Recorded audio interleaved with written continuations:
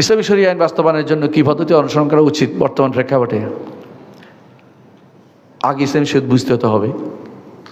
হ্যাঁ, যদি নাটক দিয়ে গান দিয়ে আল্লামা হওয়া যায়,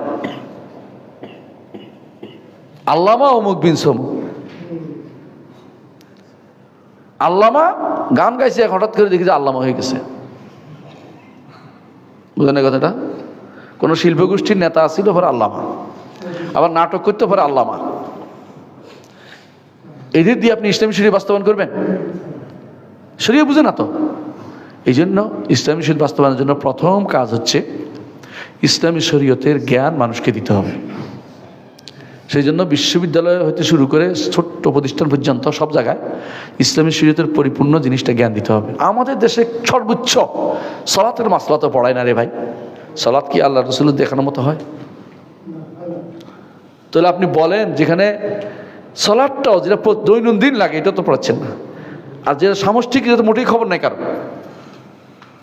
হুদুদ কেসাসের কোনো জানাই নেই কারো। হ্যাঁ, কথা বুঝতে পারছি। তাহলে আপনাদেরকে প্রত্যেকের দাবি যেন থাকে যে আল্লাহর শরীয়ত আগে পড়া দরকার, শিখা দরকার। শরীয়ত যেন মসজিদে মসজিদে শরিয়া পড়ানো হয়, মসজিদগুলোতে আবার শুরু হোক। সুতরাং আল্লাহর শরীয়ত বাস্তবায়নের প্রথম দাবি হচ্ছে এটা।